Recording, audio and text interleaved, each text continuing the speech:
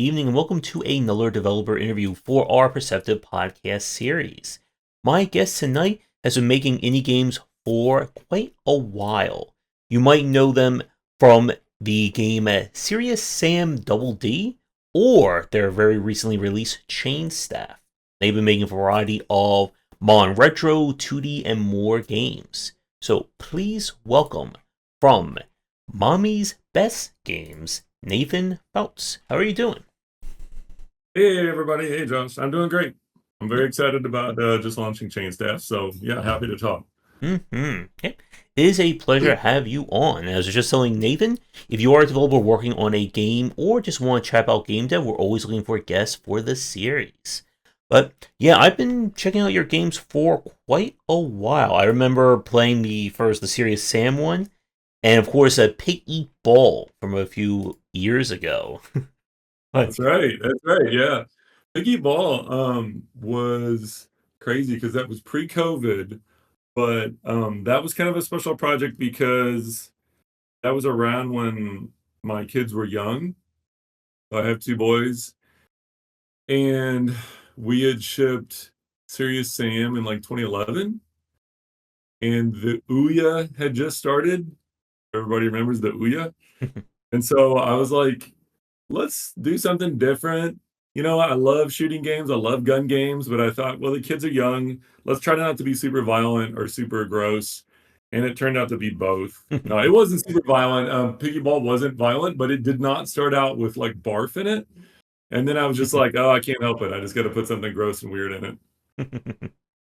All right, but yeah, we certainly got a lot to chat about. We'll be talking more about Chainstaff as well as making some retro and platforming titles. But to get things started, since this is your first time on the cast, for people listening to us, can you tell a little bit about kind of your background when it comes to game dev? So I started making games in college in about 1994. And I was actually putting out shareware games of my own creation by myself that got onto some collection discs. So I've still got them in my cabinet, that like physical discs that got shipped to people back with magazines and stuff. And I shipped some games back then on my own as like a different name, and then I got hired by Running with Scissors. So I got to work on the original Postal series. I worked on Postal 2 and did the AI and weapons. And then I ended up moving out to LA and got to work on Insomniac Games products like Ratchet and Clank and Resistance Fall of Man. And so my specialty is like gameplay mechanics and weapons, and a little bit of AI. So Nice. And yeah, like with like the Insomniac era, like there were just I still remember playing the original Ratchet and Clank and like that series, which is really interesting to like see not like the variety you can do with like the different weapons. And I think one of my favorites was still, what was it, Sunset Overdrive from them. I think this was like what, like ooh, 2012, 2013, somewhere around there. that is a really fun one. I actually had left before that. I got to touch a little bit of Ratchet and Clank 3 Up Your Arsenal. Just and then I worked on Deadlock for a moment, and then that's when I shifted over to Resistance Fall of Man. Hmm. So my big contribution in Insomniac was the weapons and Resistance Fall of Man. I helped guide the design, but I mean I coded them, but I helped push to make them weirder. We almost got a grappling hook game gun into Resistance Fall of Man. Oh. This close, and I worked really hard to get it in there, but I didn't make it. But it's still a cool game. And I also did some the boss monsters in Ratchet and Clank Future Tools of Destruction. Hmm. Yeah. If we have the time, I don't want to chat about kind of like creating like weapon designs and that kind of thing, because that's another very fascinating topic right there. So, with when you form Mommy's Best Games, what was it like working on Serious Sam Double D? That was a dream. It's funny. I can still remember being in the mall as a teenager, 20s, and seeing Serious Sam original for sale at the Babbage's. And it was a budget title. It was a budget shooter, first person shooter. And it was kind of like not cool. But then we were just like, this game is kind of awesome. Like, what is up with this? Like, we couldn't get over how cool my friends and I are like how cool Serious Sam was for the long draw distances. and the hordes of enemies. So I had made my first indie game as Mommy's Best Games in 2007. That was Weapon of Choice, and that shipped. That was a launch title on Xbox Live Community Games, which got renamed Xbox Live Indie Games.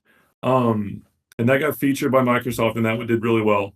Devolver reached out to me, and I just thought it was a prank or something. I just ignored it for several emails because they were like brand new, and they just kept on saying, "Hey, do you want to make a game for us for Serious Sam?" And I'm like, "What is this?"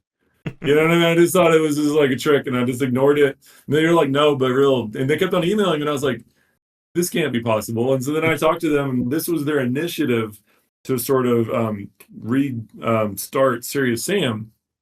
So they hired two other indie developers to make these three Serious Sam indie games as different versions, different visions of what would a Serious Sam be like, game be like through a different lens.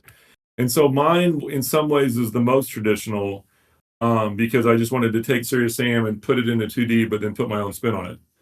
But then there was also an auto runner, which was cool, and then there was a strategy-esque kind of game that was very cool. So like Blaine Beer was involved, and um, yeah, it was good times. And my big contribution there was the gun stacker that I came up with, and I made sure I got to keep the concept for that. And Devolver was very cool about it, but they loved it, and to their credit, like they were half of the marketing for why that game did so well, because I made the gun stacker and it's awesome, and then they made the commercial with Huff in it that made it twice as awesome. Like it was just so good that they created that all on their own.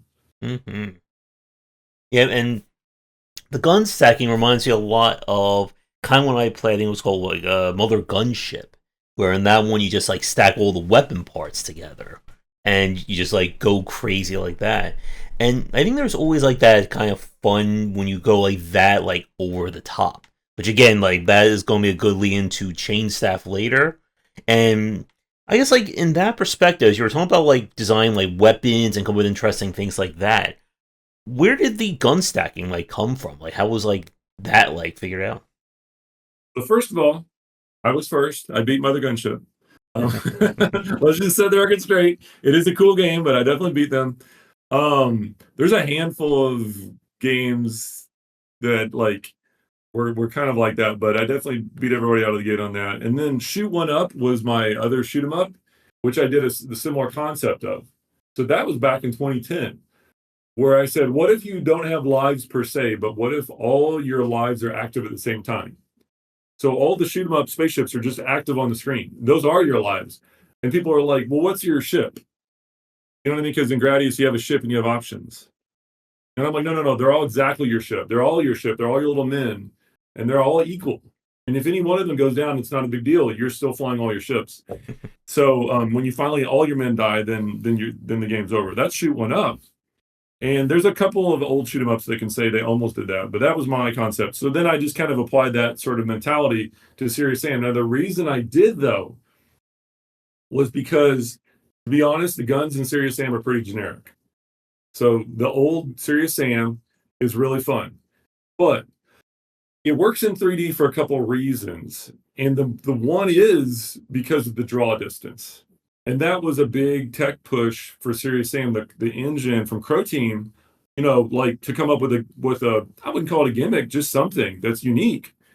And their thing was that you can see forever. You know what I mean? Like as far as you can see, things are rendered. It wasn't cut off, which is a typical optimization for a 3D engine. So they would put enemies way off the distance, and so you have the suicide bombers with no heads, the headless bombers are running, and bombs up. You could see them forever and hear them forever, and so they would just keep running towards you. Okay, well, the weapons, I love really weird, cool weapons in my games. And I've already done that, and I did that on previous games. So then I get to Serious Sam. And the weapons in Serious Sam are satisfying, but they're like archetypal weapons. They're like laser gun, shotgun, rocket launcher. That's it. If you go back and look at like Unreal Tournament, that game, even though it's like mainstream, has some really cool weird alt fire weapons, like the flat cannon.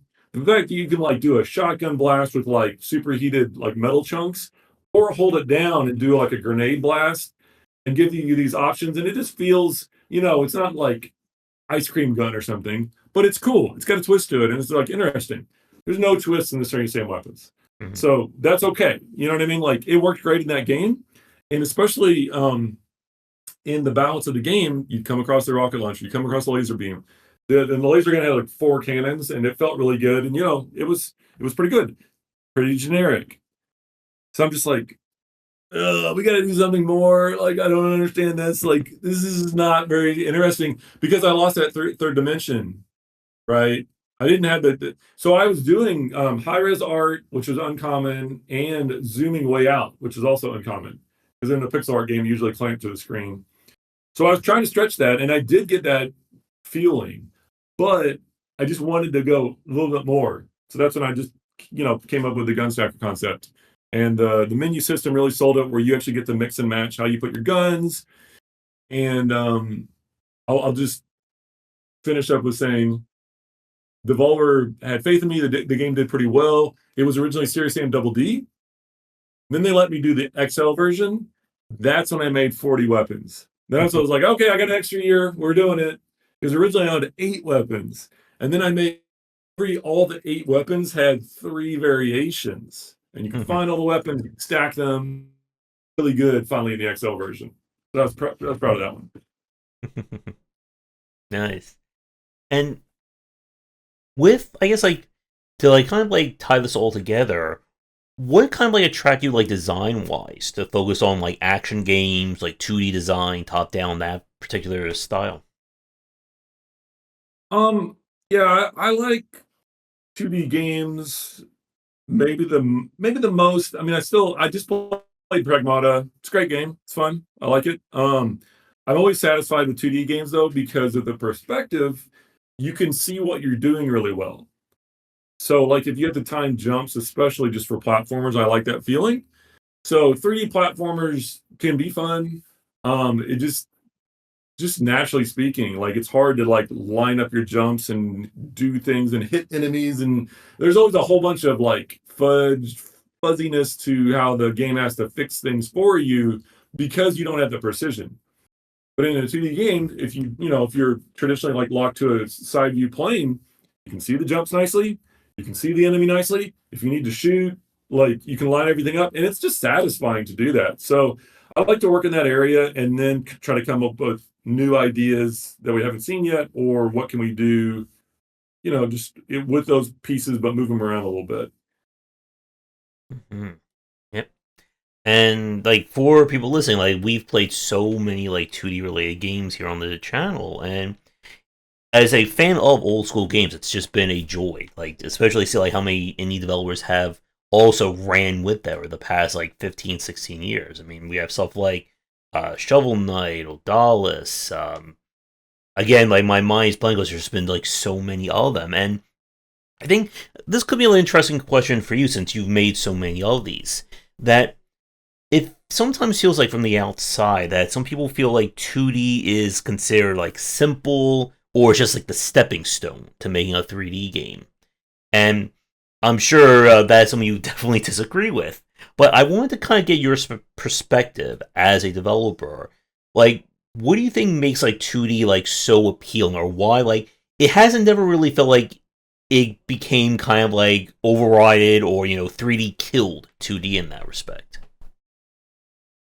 Um, I think like there's two aspects to it. It is the gameplay, like I was talking about before, about that satisfaction of being able to cleanly see what you're doing. Um, and then I think the art is there. And so what like again with like Chainstaff and Serious Sam, I do all the hand painted art. And so you can just get a different feel out of it from you can just sense when someone painted this thing like a backdrop, like like a backdrop in like a movie or something. You just see this nice 2D, painted backdrop or painted art in a certain perspective. So it's locked in that way. And then if you want to animate it, you've got to usually like repaint the turns of the animations or something like that. If it's turning around this way. And so it, you know, in as much as a painting's different than a sculpture, it just feels different when you see it in a game. So I think it has its own place in history and for gamers to get into. The same way, like pixel art is a style; Hmm. it's not a necessity anymore. And you can do things in pixel art that are interesting and worth people's time, worth artistically and to check out. And so I think 2D is always going to be there. Because like I was saying with like Serious Sam, there's things you can do in 3D you can't do in 2D and vice versa, and I think that's really satisfying. One of the simplest things in 2D is you can just focus the player's view. Like when the player is looking at the screen because they're looking at the screen. Like in 3D, you have to wait until their view is like if it's a first person shooter, they have to turn around and actually notice the thing you want them to notice. But in 2D, you get to frame like every setting. And if you want to treat it that way, you can, almost make every setting like a painting. Hmm. Yep. And especially with kind of like the visual clarity, like as you were talking about with like platforming, that you can do a lot of interesting things in like first person platforming or 3D platforming, but you really lose like that ability to see the entire like landscape in front of you that we have in 2D. Like we see in stuff like a Celeste, going back to stuff like Shovel Knight and so on. Yeah, I like it when, you got both. You got the camera scrolling with you, but then also you get into a nice locked screen situation where you can see some things happening, some platforms moving, or an enemy doing something way over here. And then the player has to plan as they get towards that spot. Or what are they going to do when the platform of the enemy or whatever, moves or changes. So you can, it's really fun to give them those options and they can see and plan around that. With like the feel when it comes to 2D, I think that's another very interesting point I want to get your thoughts on, especially kind of like how we evolved going from Serious Sam to with Chainstaff from a few weeks ago. That making it feel good to move in 2D. I think that's another thing that, again, from the outside, it's very easy to think that, oh, character walks left, character walks right, they jump, that's my entire game.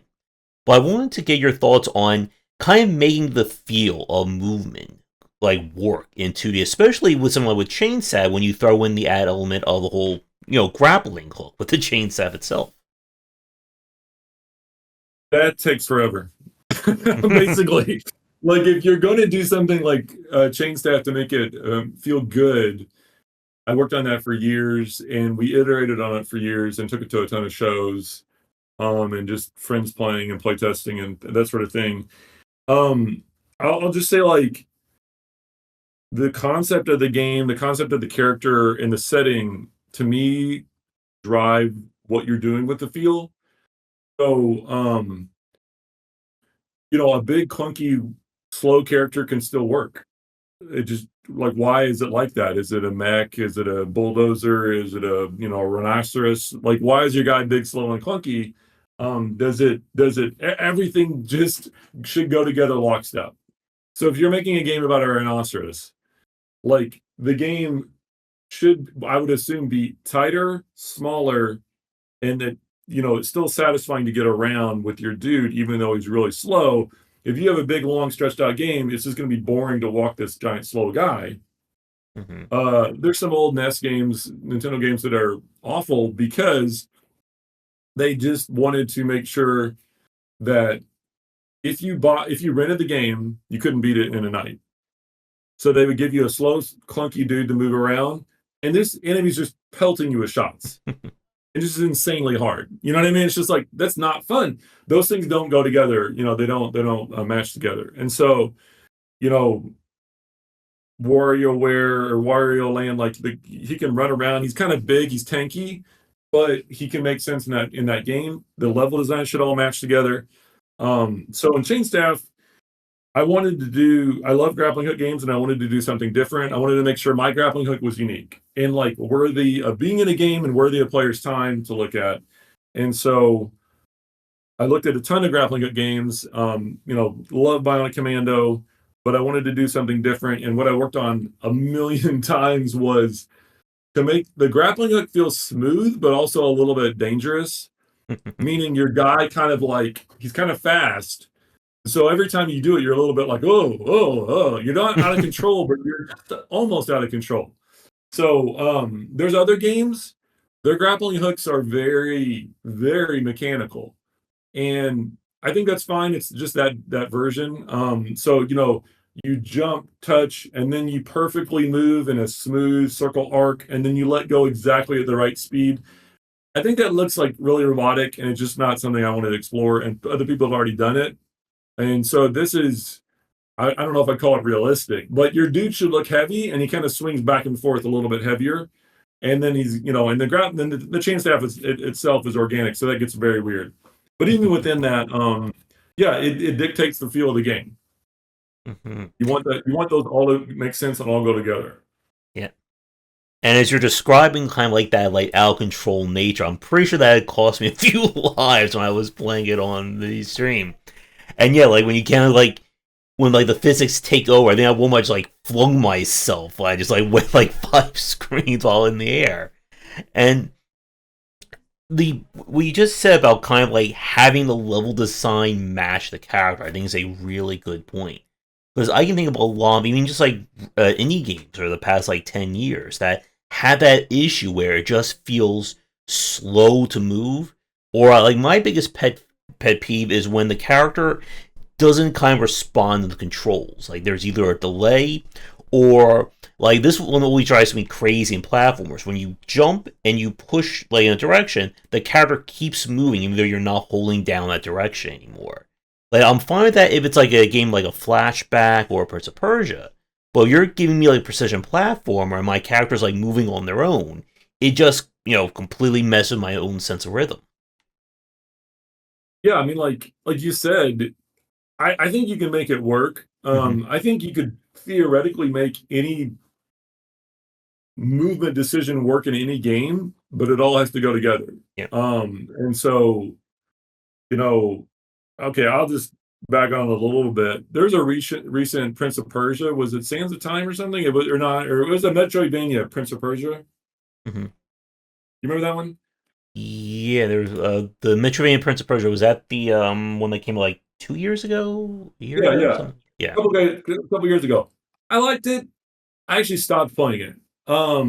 Maybe I don't know if I beat it, but I was really annoyed with it. So here's why. It looks amazing. It feels good. It's fun to play. My criticism of that game is the level design is about 50%, 40% expanded. Mm-hmm. Like it's not pithy, it's not tight. Everything's very well put together in that game. Mm-hmm. Except for I'm just running around twice as long as I need to. Like the screens are enormous, Yeah. and I don't know if the whole game has to, you know what I mean, as a Metroidvania map. I honestly think this is a problem with that game. Like I just think they had to make everything fit together, and I'm just running around so often in that game, bored, because my Mm-hmm. dude's like, drop, jump, jump, and I'm like, I don't care anymore. This is too big. The game's just too big. You know what I mean? And Yeah. like, it's a very cool game. The bosses are incredible. That snake boss was amazing. Mm-hmm. So many good things in that game. Just a little bit too big. Just bloated. I don't know. Added. I don't know what you want to call it, but it just annoyed me. And I just think, for all the acrobatics in that game, they could have pulled it in a lot tighter and a lot of screens, and it would have felt a lot better for me. Mm-hmm. The Yeah. game in general, but just a little under for. I just didn't like that.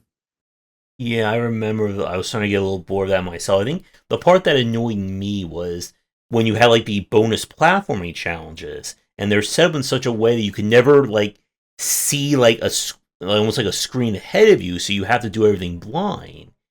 And they just throw like all these like little like Kaizo traps at you, like oh you're jumping, but oh wait now the platform's going to descend. You were supposed to wall jump over here to then make the leap. Oh you died and now you gotta And restart. not to just be so mean to that game, but it also had the 2.5D problem, which I hate. Hmm. They had so much 3D, it was doing this half the time, and Yeah. you're like, well, I can't quite see what's going on. And that pissed me off too. It all added up. Like that was another one of those where it looked great, but I wish I had a button which was like flattened. And I could Mm-hmm. have honestly played the game. If they had a flattened button, I would have used it. It would have been so good. because I would have Hmm. really played the game then and been able to see what I'm doing, you know. But Yeah. And I think that's actually a man, good lead into this next question. Like, part of the frustration I had with that Prince of Persia game was kind of like how punishing it was to like die and the amount of time lost and to go back to a checkpoint, go back to a fast travel. And with a lot of action games, especially like platformers themselves, there's always that kind of balance of, how punishing you want death to be. Do you want the player to go all the way back to the start? Do you want them to, lose their entire save, etc., etc.? I want to get your thoughts on, I guess, like, balancing the difficulty of a level with how much you let the player kind of like retry or immediately redo. Like with Chainstaff in particular, you have a lot of checkpoints up. There's always obviously a checkpoint for the boss fight. And we've seen games kind of like have that kind of like wiggle room between, the run back of getting back to where the player is. So I want to kind of get your thoughts on that. um, yeah, in Chainstaff in particular, I'll just say that I tried to treat each checkpoint in little short invisible checkpoint. We had two types. We had a major checkpoint, which was a beacon, and we had invisible checkpoints. I tried to treat every chunk as a fun little challenge for the player. Mhm. So that's how I basically balanced it, was not knowing exactly how much health, how many shields you would have at those points. Um, I tried to just make sure each little chunk was satisfying. And then the game is fairly non-linear. If it's not quite a Metroidvania, but you could come to certain spots with maxed out shields, and I wouldn't know it. So I basically just tuned the whole game with two hits, your default shield, and then one more hit to die, and one gun. And I tuned everything to make sure that was fun and challenging. And then if you had more, I may have put some more stuff in there, but yeah, I worked on that part, and I think on the difficulty we hit it just right because I called it brutal intentionally, and then I got people going, "It's not that hard," and then I got people angry because it was too hard. So I got it like right here. You know what I mean? So I was like, "Okay, so I told you guys it was brutal, and there's a free demo, and you know what I mean." And I got people telling me it's not hard enough, and so you know what I mean. It's like I think I got it right in the middle, so I did pretty good. Oh yeah, and that's always like that challenge, especially for like a lot of like the modern retro like 2D games and stuff like that. Of like how you square that circle between difficulty. There was a shmup that I played a few weeks ago, whose name completely escapes me. They had the composer from Streets of Rage on there, and the game like Eartheon? what was that? Eartheon? I think that was it. Let's see. That Yeah, guy, I think, yeah, composer, yeah, yeah, he's the original. He's like the OG, right? And he yeah. was in charge of that game design. It's Mhm. a good one. I played it. I like it. Yeah, I remember like the thing that was so interesting, like the difficulty curve going from like normal to hard is like this. It was kind of like normal, okay, the bullets are this nice and slow, and then hard, it's like here's 27 bullets at like Mach 5 speeding across the screen at you. I pretty much said like I don't think like a human being could like play this on like the highest difficulty as a new game. I mean, that's their prerogative. I agree. It was probably too hard. What's funny is I ran into a similar issue with Chainstaff. So we shipped with easy and normal mode. And I Mhm. actually hand tune all difficulty settings in my games typically. I don't just like say all enemies get 200% health. Like I hate spongy enemies typically, so I don't do that. So in easy and normal mode, each level is hand tuned, each things are turned on and off. Some enemies have different behaviors. I check everything. I'll just tell your listeners this, I am working on hard mode. I was literally working on it right before I got on the call. So we are going to do a hard mode. Um, but there was a thing recently over the past year, and I put accessibility features into my games. So like I try to make button remapping. We're gonna add gameplay speed controls so you can slow things down. I want to make sure different gamers that have trouble playing my game can enjoy it.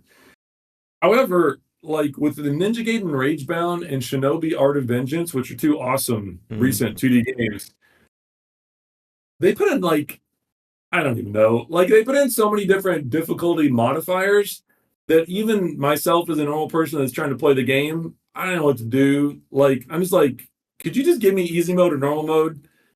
And then there's like these things that are so specific. I just feel like I'm like breaking the game. I don't know. Like what is this one guy with the one thing you don't want, I can turn him on or off. So in my game we have easy and normal and it's a step up. Easy's pretty easy. Normal's harder. You know what I mean? And so Mhm. I kind of put those in there and it's just like, look, practice for a long time. When you're ready for normal mode, come on over and you can do new game plus. So you can actually build up all your gear and then bring it over for extra help. So that was my thought. Is I wanted to feel like more of an achievement, like that I actually played normal mode and beat it. I played easy mode. I finally beat the game. Now I'm ready for normal mode. Wow, I'll beat it. You know what I mean? Now I'm ready for hard mode. So it's a bit of an achievement there in your own mind. So we did it like that. And then the other thing I did in addition to accessibility options is I have a full-on cheat menu. So if your people join the Discord, I share cheats in there. And they're just like, that's what I call them. I mean, they're just old school cheats. You can actually type in the words. So, like, for instance, change difficulty. You can now modify the difficulty anytime you want, easy or normal. You don't have to reset the whole game, but it's a cheat. Like, you're not supposed to play the game that way. And it's just up to you if you want to break the game. That's your thing. But I just kind of like more of a tiered kind of class to it where I can understand what is the challenge. What am I doing here? You know what I mean? Like rather than like 4,000 like options. I don't feel like I can enjoy it as much that way. Hmm. Yeah, I'm a lot that same way. That I like when difficulties are like fundamentally different. That it actually changes like either like the enemy pathing and enemy behavior. Like I have seen like a lot of others do like the kind of okay, so on normal the bars are this, and then we go to hard, we push them like here, and I think like that level of granularity, it doesn't really interest me that much because I'd rather just be something more interesting. Because again, like I'm sure for people listening, they're probably also, at least for my audience, not a fan of just like number changing as a form of difficulty. This boss has 800 health. Now they have 7,000 health. Enjoy the next 40 minutes of it. And when you're describing like going from like easy to normal to hard, like that is the complete opposite of how I play. Everyone knows like for me, I just go, okay, so what's a hard difficulty? Yeah, let's just start right here. That has gotten me in trouble. There was a shooter we played last year, Incision, which is like super like Quake inspired. It is hard. Like the highest difficulty, like developer just says, do not play on this one if you value your sanity. I got like 20 minutes. I'm like, okay, I can't do this. I remember I posted on social media, so I was like, Josh, Yeah. what's wrong with you? Why did you play on that difficult? I was like, I just wanted to see how hard it was. Right. Well, no, yeah, that makes sense. I get that. I get that. And I might, we have descriptions of difficulties. So, like easy says, if you're new to action platformers, normal says what's up, and hard's going to say, why is it different? So that'll give people the informed, information a little bit so they can decide where to start. And there's always like that kind of like psychology of like difficulty. That a lot of games, again, they'll say like normal is the intended way to play, or hard is for more challenge. I do think like I guess like as a question for you, like do you think it's important to have like defined difficulty saying okay, this is what the intended experience is, like this is what we expect you to play as. Um, so I think you want that. So this game, Chainstaff, some of the aspects of it are modeled after Mega Man X. Hmm. And so it's one of my favorite games in general, but love it on the Super Nintendo. And what I really liked about it was you play the game. Oh no, this boss is too hard. And then you think in your mind, you're like, I definitely skipped something like a power up. I'm gonna go look for some help. Okay, I'm like, cannot beat this boss. I'm gonna go look for help. You go, you upgrade your health a little bit. You maybe find a new major upgrade. You're like, I think I'm ready for that boss now. So I wanted that feeling in Chainstaff where basically the player can kind of, yes, I'm inside normal mode, but there's some there's some range. I can take it down to closer to easy mode in a sense if I dig around for more upgrades. And if I want to ignore upgrades and just race through the game, I'm kind of closer to a hard mode where I'm not Hmm. getting all the upgrades I could be getting. Now, this is not a rare game. This is not like a collectathon or anything like that. There's not 4,000 upgrades. That, like, again, a la Mega Man X or like original Metroid or Super Metroid, I personally value power ups that really matter. And so when you get it, again, it's that tiered system where you're just like, okay, we have a whole another chunk of health. That's a big deal. You know what I mean? I did not get, you don't have like 1,000 points of health and then you got three more. You're like, I can't even tell about that. You know what I mean? Like that's for a bigger game. And like I love the Dark Souls games. I play them, but those are like 30-hour games. And so, when you're upgrading your health and everything, you're like, I'm a little bit bigger, I'm a little bit better, I'm a little bit better, I'm a little bit better. This game's a smaller game. It's 6 to 8 hours is what people are taking to get through it. And so I like it when you get the upgrades, and you're like, all right, I had 3 hits. Now I have one extra hit. That's substantial. My gun is this much more powerful. It's got seeking shots. That's like different. So I wanted to give those options so that players can kind of self manage the game in a sense. If they want to take the time to look and explore, they'll make it a little bit easier. And I guess like with like the number of upgrades and power ups, how did you decide from like a balancing standpoint, like how much you wanted to have in a game like this? Because again, there are some games that will just say, okay, we're going to give you 80 extra hits, or we're just going to let you just bump up the attack point where everything is just a one shot. So when I worked at Insomniac, I didn't know people would be this careful about it, and so I took that away from them. Which is they literally back in the 2000s, they were using spreadsheets to look at upgrades and numbers, and I thought that was really cool because like when I was in the 90s in college, we would just eyeball things, and like when I worked at running with scissors, you would feel it out and it would be pretty good. And you could do it. You know what I mean? If you spend enough time with the game, you can feel out, is this too easy? Is too hard? The rocket launcher needs a little bit more damage.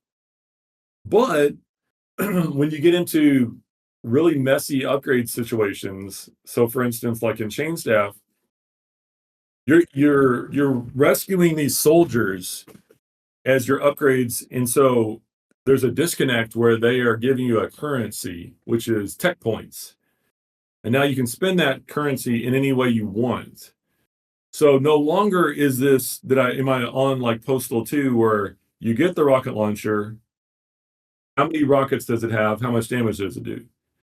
Now I'm balancing this pretty complicated, dissociated situation where the player may get the soldier, they may get the tech point. How many tech points do they have? And what did they? And they got options to spend it on in a non-linear game. So what I noticed that Insomniac, and everybody does this. I'm not saying it's unique. I just did back in the 2000s. I didn't, it was new to me. They would have a gigantic spreadsheet of all kinds of enemies, weapons, everything, all the numbers, all the upgrade paths. Ratchet and Clank has a million weapons and a million upgrade paths, or like how the damage goes up for each weapon on as you scale them up. They would have that all in their spreadsheets and everything.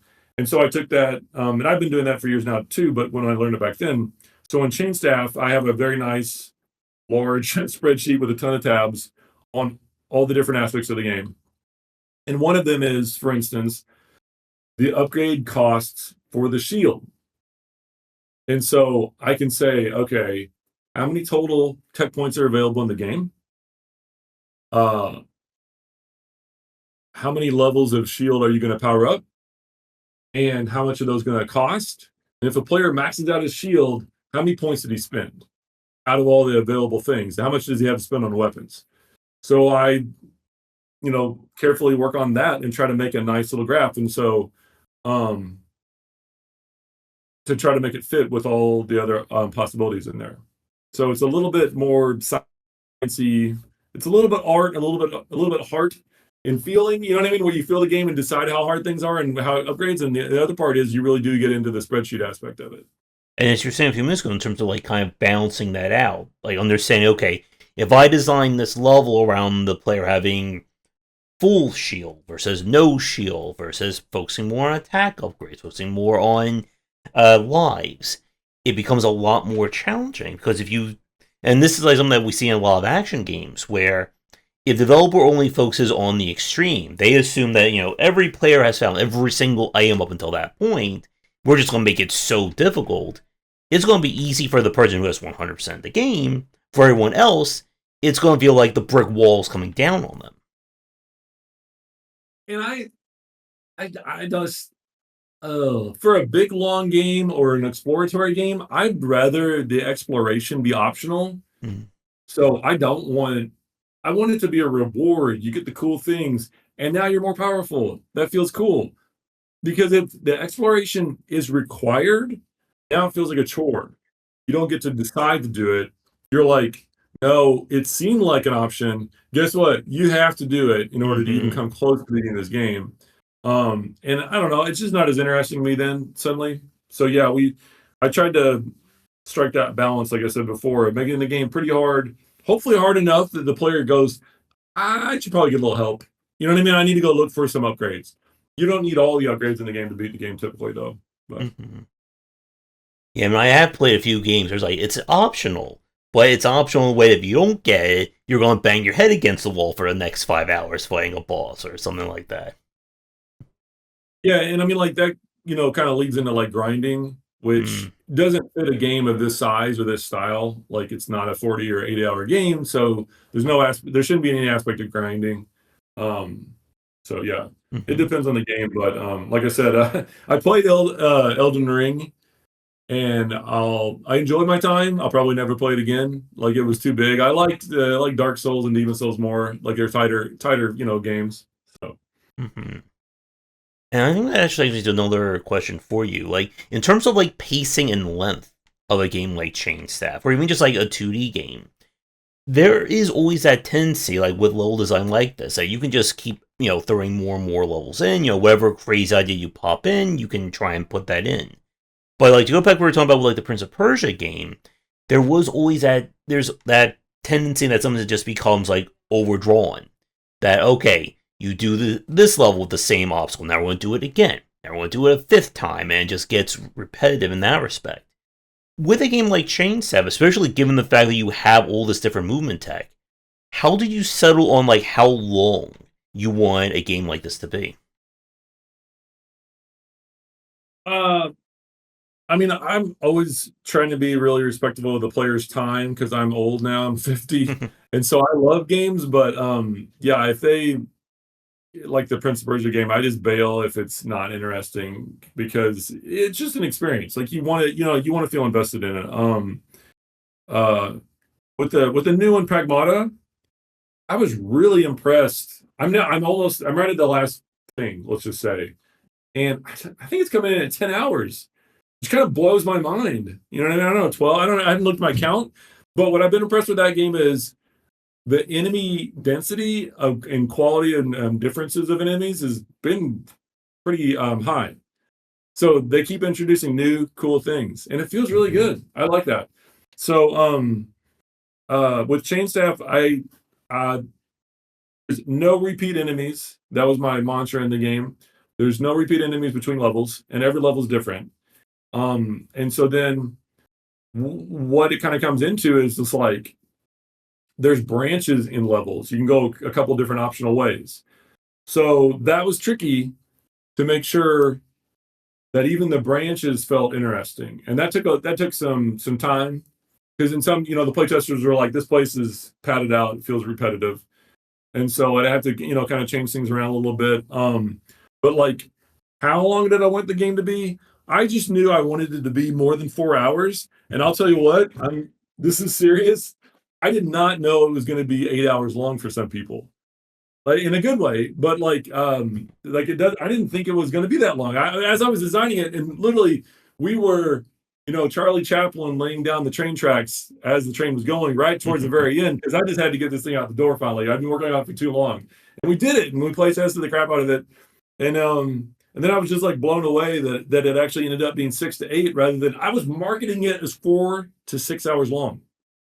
And I thought that was good because that was Serious Sam Double D is 2 to 4, which was my biggest game at the time. So I was like, oh, I want to make it a little bit bigger. But apparently it's bigger than that for me, which is a big game. So I was really proud of that. Mm.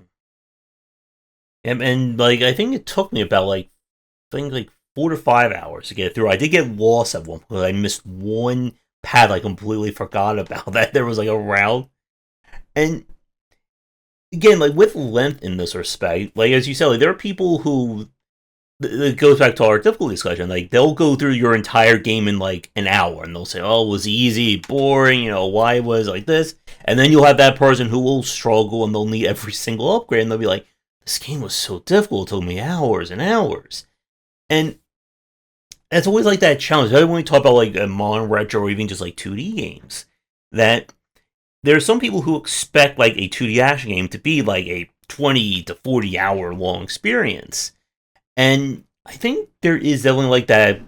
To go back to what we were talking about earlier with 2D, it's always nice that a lot of 2D games are more, I think, self contained in that respect. That they're not designed to be like an 80 to 100 hour long grind. Because, like, even for myself, I don't know I could play like 80 hours of something like a Shovel Knight or a Celeste. Yeah, I mean, like it's funny. You can do very long 2D games, right? It's not Mm-hmm. inherent to 2D because you got like Terraria, like you got a million hours in that. You know what I mean? You could play that game forever. You got like um uh the various kind of like the harvesting and the survival or the like the farming games that Stardew Valley, they can be long and they're in 2D. Mm-hmm. But like in a retro action game, it I guess it harkens back to the arcade. But it just feels really good for me to have just a nice solid experience that I can remember fondly, and that was that. And then I want to try something else that's new. So I like that you have like a nice tight experience that was unique, hopefully. And like you can differentiate it from other times. Like I had people say, "Why didn't you add a dash move in this game?" And it's like, so it's funny because I do have a double jump in the game, which I almost didn't add. But and I could add a dash move, but I wanted to make sure the unique qualities were at the forefront. Mm-hmm. So, the grappling hook and the way it behaves in the chain staff, I really focused on that. And so, we do have the double jump is later in the game if you can find it as a power up. But um, yeah, I just wanted to make sure like that it's just as an experience that stood out on its own, and also that it didn't overstay its welcome. I don't like that in games where they're too long. I think the new God of War games did it for me. They were too big. Like I don't know, too much AAA burnout for me. So I just couldn't handle them. Like I played a long ways into the God of War 2018, and that one felt padded to me. Like I was like, oh, too much. Like I said, Pragmata it's not perfect for me, but I like that experience better. I had a better time with it because it just was a tighter game overall. But some people want to play the game for like 80 hours. It's okay. You know what I mean? It just wasn't for me. Mm-hmm. Or however long that new God of War is. I don't know. You know. Another thing I want to ask you about with Chainsaw, just like with action design, is kind of like balancing like the hits or the lives. Because this is something I think a lot of like newer players, there's always like that kind of debate over, you only have like 5 hits versus, you can take like 10, 15, or having like a health bar versus just you take 3 hits and you die. Like from a few years ago, there's that Ghosts and Goblins Resurrections, which I like that one. That was good. oh my goodness, Hard. that was that was a tough one. I need to go back to That it at was some point. hard. Yeah. I And, like that one. Yeah. and like in that one, if you don't know, you basically have 2 hits. You get hit with your armor, you go down to you're just wearing underwear. You get hit again, you're dead, and you can die fast in that one. And as we're talking about like balancing like difficulty and action design, I guess like what are your thoughts on like when you give the player like a very limited set of hits? And again, like for people who haven't played Chainstaff, you have both the number of shields you get with the tech points, you have your lives. You start like taking like their what was it like their hearts or their brains. So I just want to get your thoughts on I guess like how much you wanted to give the player the option to mess up in that respect. Again, I think it goes back to like developing those little level chunks. And I would. The main thing with those kind of aspects is to make sure that there's like an up-down flow to that quality. So there'll be an easy chunk that you made it through, an easy chunk you made it through, almost didn't take a hit, and then a tougher one that I know is tougher. And hopefully will get you killed a couple times in it. And then there'll be an easy break, and kind of do that over again. So that's kind of how I design those is it's almost like as a scale, there's going to be easy, easy, hard, easy, easy, hard. And because the little chunks are pretty small, no matter how bad it is, you don't get reset, too far, but enough that you notice. So in terms of balancing, yeah, like I said before, I give the players those options of seeking out more power ups if they just feel like they're really getting beaten up. And that's the main thing is going from level one and on is to try to scale up. So what happens is, for instance, the player is getting these power ups. They get to decide, do they want more health or more weapons? And as they come across those new power ups, it's going to be in the back of their minds, well, I've been dying a bunch. This game's way too hard. Or they're just going to, that's not going to be in their mind and they're going to want more power. They're going to go for the weapons. So that's kind of where I think it kind of like shakes down is I give, give it up the options to the player. I don't just like, you could have a game where it's like, okay, you beat level 3, here's a new, shield. You get a new shield now, and so like another way to design a game, which I think is valid, is basically these set challenges where it's like, okay, in this level, you have a rocket launcher. That's the deal. Now, the next level, rocket launcher's gone. You now have like a straight firing laser beam. And then in the next level, you have 3 hits instead of 1. Because guess what? This level's like super hard. You know what I mean? Like you set the challenges really, really cleanly, which is, as a game is interesting. It's fun, but there's no player decision making in that respect. So it's the game. It's just different. So in this one, I wanted to give the player some options about how to think about what to do. So created it like that. Yeah, like the player mindset's such a fascinating point about this. Like when I played Chainstaff, even back when I played the demo, the second that I saw that I had like normally like 1 hit, I'm like, I'm gonna need those shields. Like I think I got the shields like very quickly, and then I just focus on damage. But usually in a lot of games, I typically go for more like glass cannon builds, where I just want that 1 hit to kill the enemy. I don't want to have to spend like 20 hits to kill one single thing. And I guess like in that respect, there's also like the different special weapons you have. I'm curious, like given like how you looked at a lot of like the data, like were there any preferences like people had in terms of like what special weapon they like gravitated towards? The secondary weapons are on. There's 2 tech trees in the game. There's a human tech tree and an alien tech tree. The alien tech tree focuses on power. There's bloodlust. When you take a hit, you actually can do 3x damage now. And then it only focuses on your main gun. And you make those decisions there. You just have more power, more cool bullets. The human tech tree is more about strategy. So you actually can pick between 4 different secondary weapons that are pretty different. There's a grenade launcher, seeking rockets, and then a super heavy rocket, and like orbital mines. So they all play differently. People typically, go for the homing rockets. Like that's easiest because they do the less. They also go towards the giant rocket, the juggernaut rocket, because it's got power. So they lean towards those. And here's a fun little bit of analytics that we noticed leading up before the game's launched.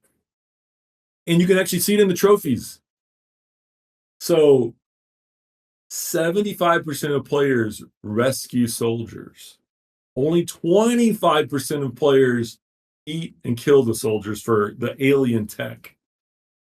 I thought it was going to be 50-50 for sure or more because it's cool to like be an evil alien. No. So many. I mean, it's like even more than 75%. It's crazy. They mainly only want to rescue I just thought that was amazing. They want to rescue the soldiers. But there are 2 tech trees in there.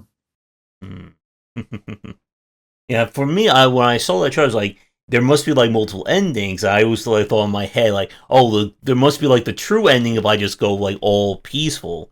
And then I tried out after I was on the stream. I went and tried out like seeing like what the kill or the alien upgrades were giving you. I think it's funny that you said that the rocket and the homing were the two most popular. I went with the grenade because I remember so much of like specifically Castlevania with the battle axe, and I just want like that little extra kind of like angle of attack, and it That's served me cool. well from beginning to end. Yeah, I mean, and I try to make all those weapons as different as possible between them. You got the Mhm. really safe play, which is the orbital mines, which is not aggressive at all. And I actually had to bump that one up a little bit. It was too weak. People were complaining about it. And they can all get upgraded individually, all those weapons there. So, like for instance, the grenade can end up shooting bullets out after it, hits. So you can go up to like version 3 of that. But yeah, so there's 6 endings in the game. There's 3 good endings and 3 evil endings.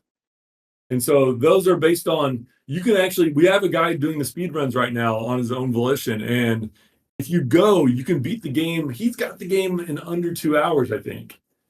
As the fast as you can That's the fastest anyone's beat it so far. But what's interesting is you don't have to explore like about, you only explore about 60% of the game to beat it that fast.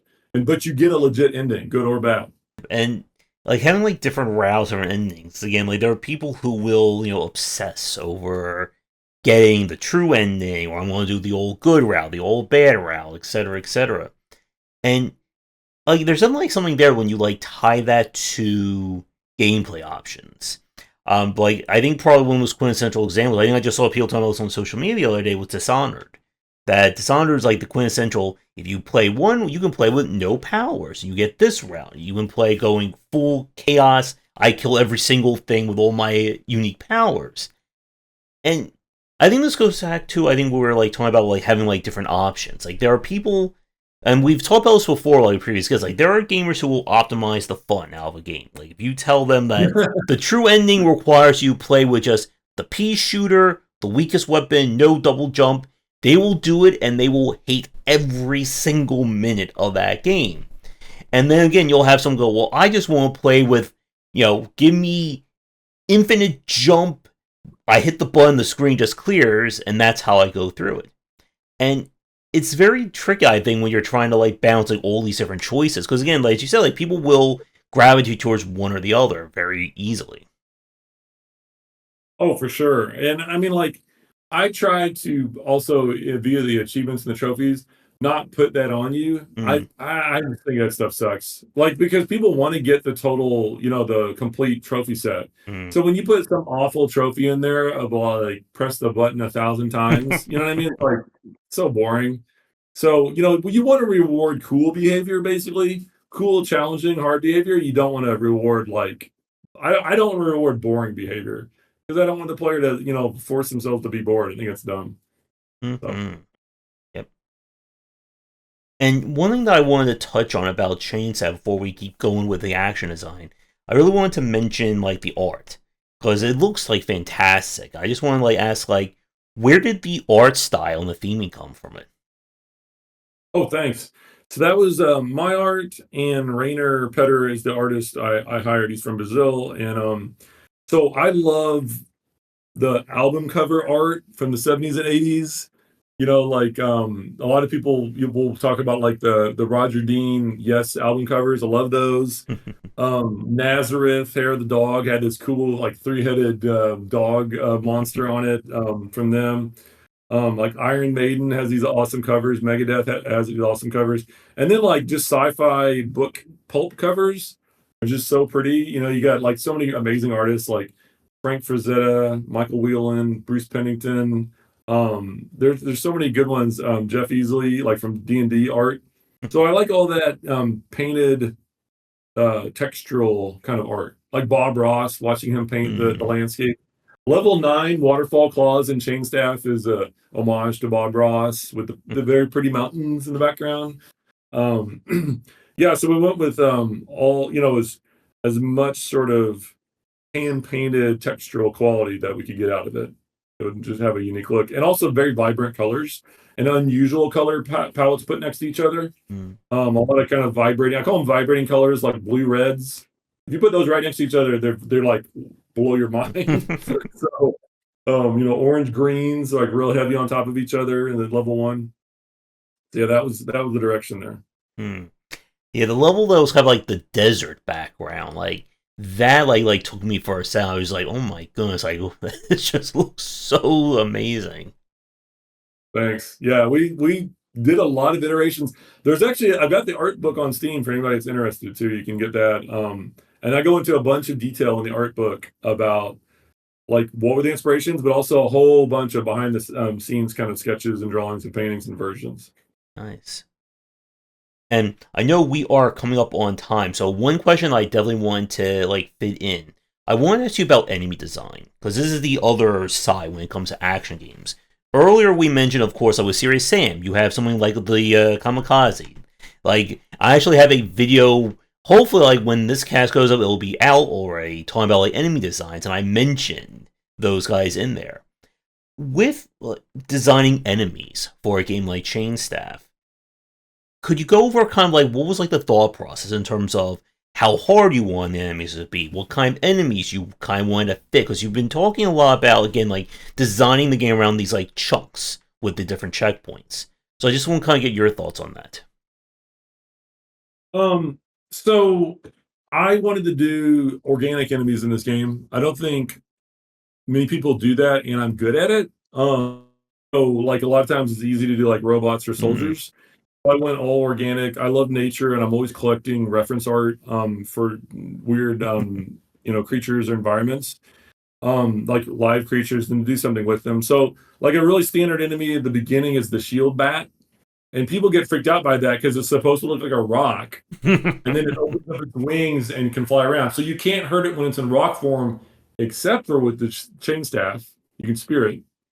And if you shoot it as a rock, kind of just the bullets bounce off, and then it flies around, and then it turns back into a rock. So there's a thing called aggressive mimicry in nature, in which like creatures will look like something in order to then spring and attack you. So like praying mantises can do that. And so I put a lot of that kind of those elements in the game. But then in terms of like actual design, what would come next, that would always be informed by what is in the level already. What have I already done? What has the player experienced? So I try to give them something new each time. And so, for instance, again, in the art book, I would talk about how, okay, this is a heavy enemy.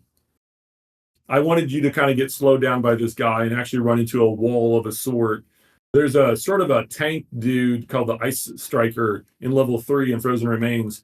He's a little squat turtle guy. He has a turret on his back, and he takes a lot of shots, but you can kill him in one shot if you super spear his spine off, and it's super gross. And so that was where it was like, okay, smaller, smaller, smaller, bigger, fat enemy, tougher enemy. And so you just kind of try to create some ideas around what have I already done? What has the player seen? What do we need next? We don't need, you know, in some of the levels, I do have medium and medium enemies next to each other. It's pretty unusual. Like medium to bigger enemy. I try not to put too many of those together. But again, for variety in the level, I might do that some where it's like, okay, in this level, there's actually in level 6, the choking caverns, there's kind of these two mini bosses, a giant fish that comes out and a flying squid. They're kind of close to each other. So that creates a certain feeling, you know what I mean? That isn't in the other levels. So I like that where you just get these feelings out of levels. You get this variety where you're like, oh man, that was hard. It was like, back to back bosses. Level 2 starts with a hard boss, a mid boss, the jet dragon. And that's supposed to like, knock you on your heels basically and go, holy crap, what is this? Like, you're not supposed to start the level with a boss. So And speaking about boss designs, I wanted to give you a chance to kind of talk a little bit more about what was the like philosophy, or like how did you like plan out what you wanted the bosses to be for a game like this? thanks. Yeah. So fortunately the bosses are whenever great. Most of the reviews call it like the highlight, with the art of the game and the soundtrack. But the boss design worked like this. I would say, what have I not done yet? And how are you going to use the chain staff? I would say you can't have this boss in any other game. Like, why is this boss in Chainstaff? That was the requirement. And I tried to make it so that almost every boss wouldn't fit in other games. Some of them kind of do, but I wanted to make sure the biggest bosses were like the third level boss where you have to yank his guts out of his butt. Like that can't exist in like Call of Duty. You know what I mean? Like you have to hang on his guts to pull them out by the chain staff and then chop them off. So it's just very unique. And so I just worked really hard on like just like penciling out the basics of like what are things you can do with the chain staff. Now, how are you going to kind of overlay this onto organic concepts? And that took a long time. Mm-hmm. And I like what you said about like having the bosses be like a unique challenge for the chain staff. And again, like I know we're coming on time because I could easily pose like another like hour or so question, like especially about like kind of coming up with like unique weapons and action design. So I guess I kind of like to begin to wrap things up in terms of designing the chain staff itself. Because one of the things that we've talked a lot about in terms of action design is always having like that. What's that unique feature of your game? Whether it's something like having like the pogo bounce in a Shovel Knight or a Hollow Knight. I could like spend 20 minutes describing all this so you can do in a game like Ultra Kill as another example. With like Chain Staff, besides again you have the ability to do the grapple hook, you can set up as a shield, you can fling it as a weapon, which I did quite a lot during my playthrough. I wanted to like just like ask you like, how was it designing what you wanted the player to do with this weapon? Because again, like this will infer on the enemies, the level design, the bosses, and so on. It came first, and then it was like, okay, it's going to be a grappling hook. It's going to be this transforming grappling hook. So it's going to be a grappling hook, but what if it could turn into a spear? And then that's when it just started getting crazy. And so I do iterative design where I write things down, I try it out, and then I write down more ideas. I did not write down like 10 things the Chainstaff could do at the beginning back in 2019. You know what I mean? So I would just keep iterating on it and also trying to make it complementary to itself and sensible within that design. So for instance, like the fact that it looks like a thing you could climb on. It looks like you could stand on it. Let's do it. You know what I mean? That works. Now the silliest, craziest design that I love is that you can stand on the end of it and then move it around like a cherry picker. That's very weird. But you use that for different things. So that came first, the chain staff design, and then working off of what can the chain staff do? What are we going to make with enemies? So it built off of that. Mm-hmm. And as you're saying, like having that then feed into the boss fights. I think like the one that was like one of the more interesting ones, I think was the desert one when you have to kind of like pop. I think you have to like break the guy's hand and then you shoot him while he's stunned. Or the one that you mentioned about you have to like pop his brain out and then you jump over and you shoot the brain while it's being like exposed by the staff. That was a level 6. I mean, those, yeah, 6, 7, 8. Yeah, those bosses were really important for me. That I was just like, I do not want to flood this. I want to give the player something new to do, and that took a lot of iteration to make sure that it was just outside of your concept or your reach as to what to do, but also possible that you could think of it or accidentally figure it out, rather than make it completely unknowable. And then you just had like you felt like angry when you found out what the answer was because you're like, how am I? So I tried to make these intuitive, but not immediately obvious. That way it was fun to figure out where you're like, oh, what? I pop, he has to smash it. I pop his brain out. That's crazy. Yeah. So like it was really close, really hard to balance that feeling for the player. Because you as the designer can only get that feeling once. As a playtester, you only need to feel that once where you're like, you learn it and you know it. But then you get it once and you go, oh, that was cool. So you have to create that feeling for somebody, just enough to make it like challenging, but doable.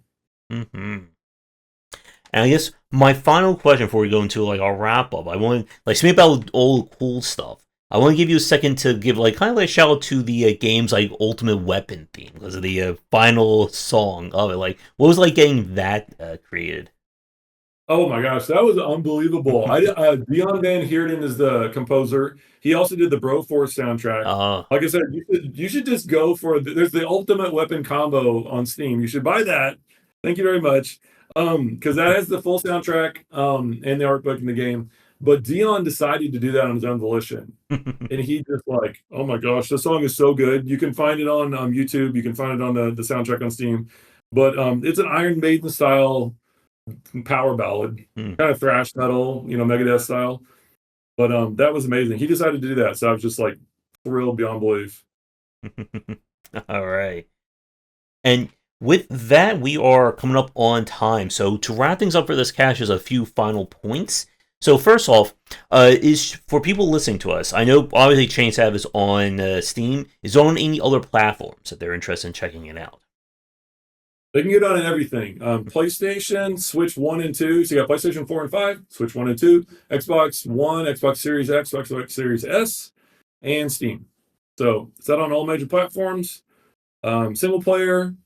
Yeah, you can enjoy it, have a great time, and then you don't have to devote your life to it.